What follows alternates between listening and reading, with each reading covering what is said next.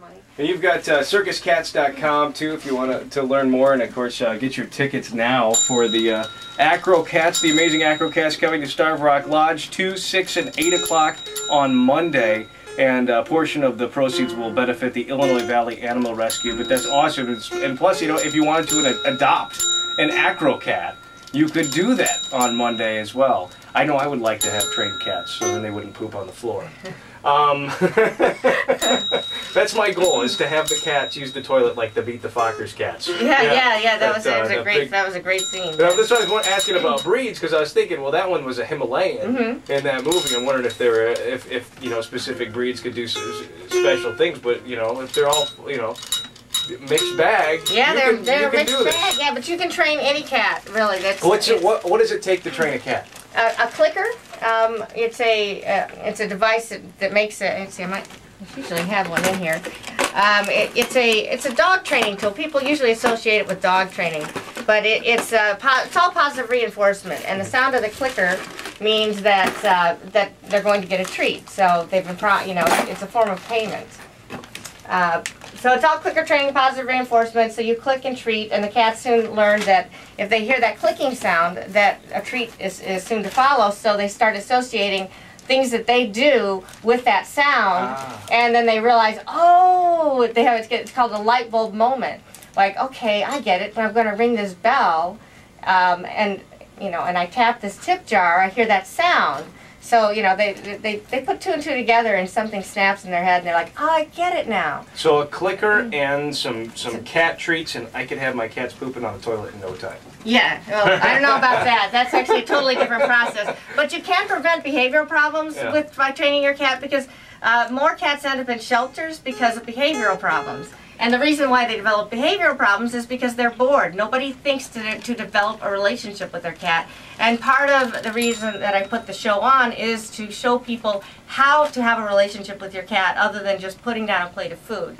If you interact with your cat and you train your cat, you'll discover your cat acts a little bit more like a dog. We'll follow you around. We'll be waiting at the door when you come home. When I come home, the cats all run to their props in anticipation. They love training time. They like using their brain. If they were out in the wild, they would be chasing mice and birds and hunting and doing things. And stuck in a house with nothing to do, they're going to start to develop behavioral problems. And you can, like if you have a cat that counter surfs, it's always on the table, you can teach it to go to a specific chair or a mark. So I give each of the cats a stool, and they know that if they sit on that stool, that's where they get paid. They never get paid on the table. So why would they sit on the table if that never pays? When this chair over here pays, you know, pretty consistently, so that'll solve the counter surfing problem. And like I said, a lot of the behavioral problems pretty much stem from a cat that's bored, and they need stimulation. So this is a way to, you know, mental stimulation in a fun way for you, for the cat. Once the cat gets the clicker, you see the cat thinking, like, what is it? What is it that she wants me to do? What is the object here? And some tricks take longer, like a rollover. Takes probably a week to teach. Okay. Something like a jump. Yeah, this is an easy trick. These are the jumps. Okay. And that takes this takes less than 5 minutes to teach. Yeah, Samantha has a green bar, and the cat's jumping over the green bar. Now she's pulling out a hoop. And all of our little acro kittens jump through hoops. Oh, here they all come. They all want to do it. Oh no, Indy, you stay up here. You stay up here. Pinky, keep on. Pinky, stay on the guitar. Oh, here we go. Tune up. Okay, a little music. Some hoop jumping music. Still sounds kind of creepy. Oh, and then we have the smaller hoop. So this is something that you can teach very easily. Can you get those at any pet store, the hoops? Oh, this is actually an embroidery hoop. Really? So, yeah. They're any kind of arts and crafts store has them. Or you can just make a hoop by taking, you know, a wire and wrapping it in something. And now the rollover is a little more difficult. And this is a trick that would take.